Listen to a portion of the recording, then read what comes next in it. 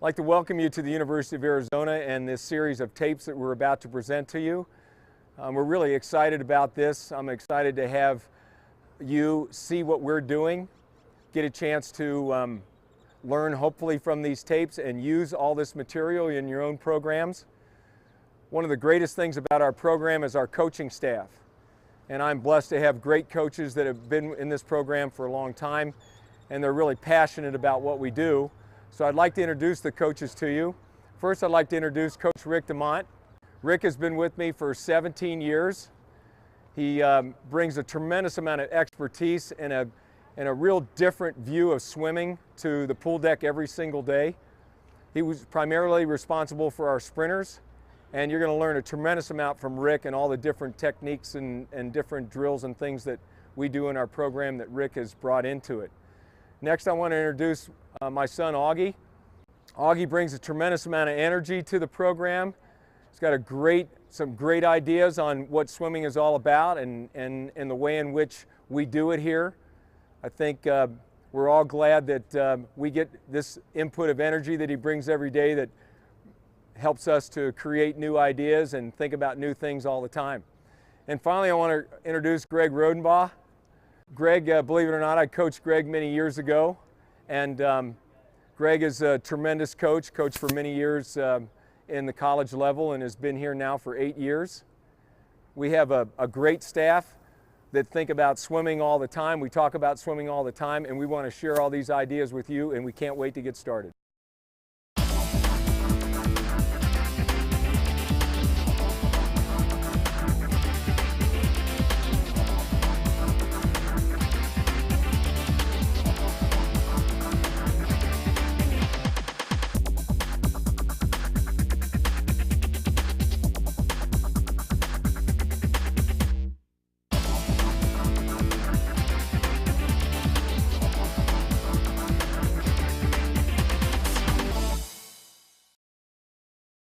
So what we're going to do today is all the coaches, we have some different drills with some different athletes, different body types. Flexibility will be a factor, whether they're kick dominant, pull dominant, how far they can go on their pull-outs. It's just a kind of an interesting concept to each individual on how it works for them. We're going to talk about line, how we keep the body in line, and obviously finishing off the kick.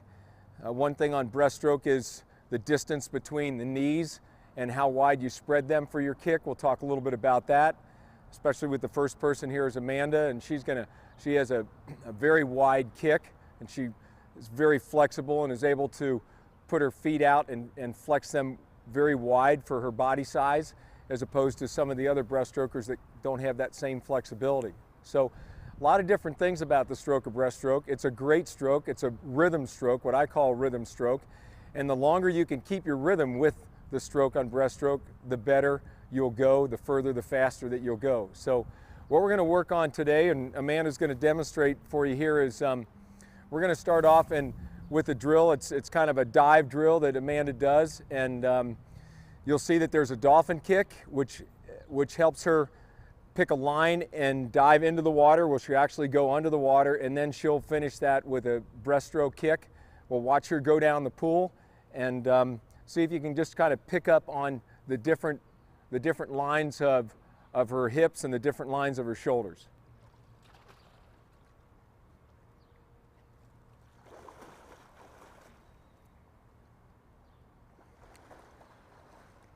So she starts with a pull, a dolphin kick to drive her down, and then finishes that off with a breaststroke kick. We're going to show that again so you can see.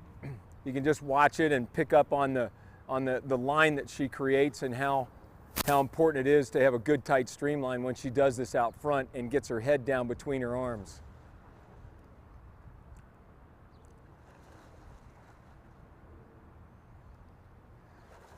It's just a great way for you to see the line that is created, the streamline that she makes in the front, and then finishes. Once she gets that line set, she's underwater and she finishes it off with a great kick. So it's can be taught to any age breaststroker, and it's just a great way to set up timing a little bit, because when you begin to teach this stroke, Most all the kids, we usually probably teach it from the feet forward, work on getting their kick legal and getting some, see how they sit in the water, and then we go into the arm stroke after that. So another drill that we're going to do now is going, we'll do some hundreds or it can be done in 50s, it can be done in halfway across the pool, where we'll go 4 kicks on a length, 3 kicks on a length, 2 kicks on a length, and then break into the full stroke. It's obviously kick dominant because of 4 to 1, 3 to 1, 2 to 1, and then swim. But it's just a great way to, when they do come up for their breath, they can focus on their pull without having to worry about kicking and pulling and kicking and pulling. They can just go underwater, grab a streamline, take the number of kicks that they're supposed to take, and then they can set their pull and they can focus on it a lot. So it seems like, well, we're kicking so much here and we're kick dominant, but actually it allows you the time to think about how you want to do your pull pattern. So it's just as beneficial to the pull as it is to the kick. So I'm going to ask Amanda to do 4 lengths straight, and she's just going to continue in motion without doing any pull-outs, just going 4 kicks, 3 kicks, 2 kicks, and then swimming at the end.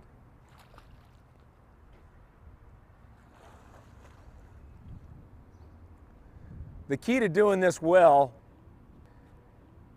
is to make sure that when you come up for your breath, and I'm going to talk a little bit more as she's swimming about how she shrugs her shoulders for her breath, and she doesn't just lift her head. You want to stay away from lifting up for a breath, because if you press down on the water and you lift high, you're going to drive your hips low. And we want to try and keep a flat line. So we'll talk a little bit about that more when she swims on her last length. But you can just watch her here. The line that she creates underwater as she takes a breath and dives under. And now she's taking 2 kicks. So the rhythm, it works its way into the stroke very well. And on this last length, she'll be swimming.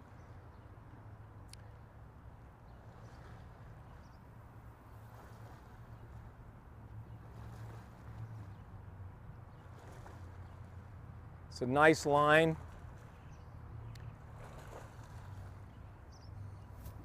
A couple things as you watch Amanda. You notice that when she takes her breath, she shrugs her shoulders for her breath. So we talked before about when she begins to set her catch and she begins to recover, sweep inward. As she's sweeping in, she's shrugging her shoulders for her breath, and she gets in what we call the prayer position here, takes her breath at the highest point, and then gets her head back down in between her arms as she extends forward. So catches, sculls in, prayer position, and then she keeps a nice line. It's a real nice line on the back and the head. Her eyes are tilted down, her head position's tilted down a little bit. Never does she lift up and have her chin square. There's always a slight grade on her breath. She's right back out front. So when you're working with younger kids, at first it's going to be difficult for them to sometimes catch a breath because of all the splash and commotion that's going on in front of them. And so probably the important thing to do there is just to make sure that you try and get a line with your eyes, and as you get better at it, your eyes can lower and you can change your line in your body from your head through your neck to your hips, and that line is what you want to try and keep in the stroke. So Amanda's going to go 425s. We're going to descend 1 to 4 now, and I'm going to let her do a pull out, and she'll show you what, as far as the dolphin pull out is concerned. As you know, the rule states that you can begin to kick once your hands spread. So there are some thoughts about taking your dolphin kick as soon as your hands spread, and then, which is a little bit more conventional, taking the dolphin kick when you finish. But you're only allowed 1 dolphin kick, and it must come, according to the rules, after your hands part.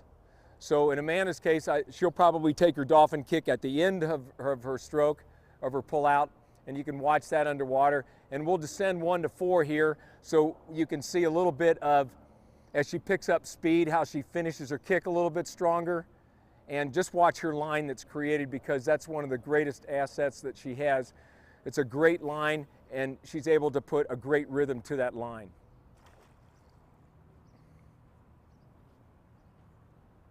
The snap of the dolphin kick.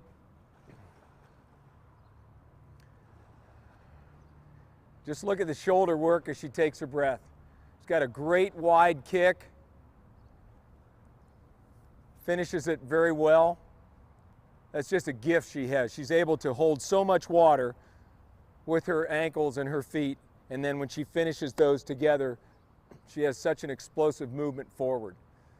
But I mentioned to you before that breaststroke is such a rhythm stroke, and you can see that the rhythm that's created between the arms, the shoulders, the hips, and the feet.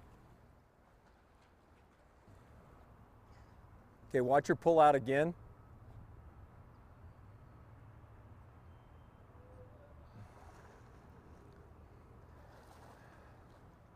Nice shoulder shrug and a great line. You can see on the front of her stroke, she doesn't dive deep.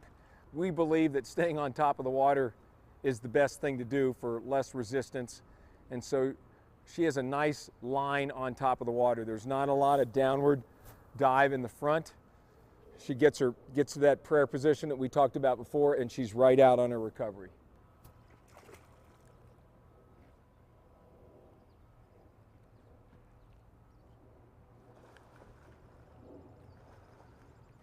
Okay, this is a little bit faster this time.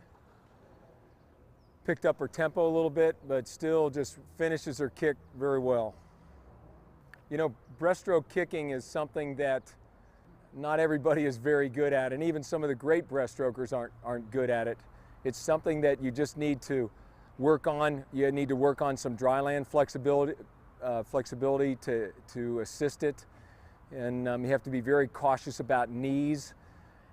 When you get your feet out there to that point where they're hinged on your knee, there's a tremendous amount of stress.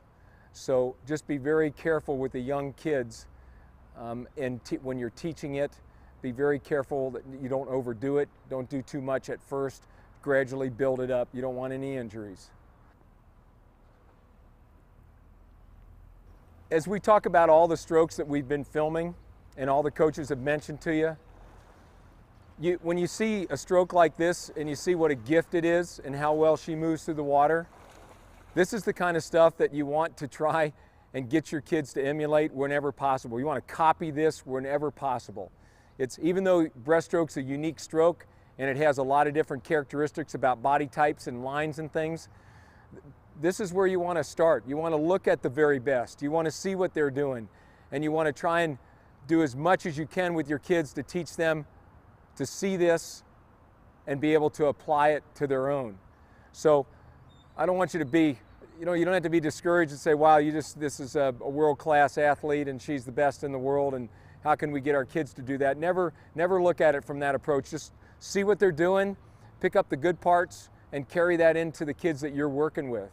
So it's so important that we watch this, and it doesn't matter who you're working with or what you're doing, because when Amanda's in our practices doing things, and we do peer coaching quite a bit, our kids are watching her all the time, and she's watching them, and they're making comments back and forth. So we're trying to do the same thing that you're doing. We're trying to make kids faster, no matter what age they are. We're trying to figure out what's going to help them be faster, and this is what our whole focus is on every time we get in the pool.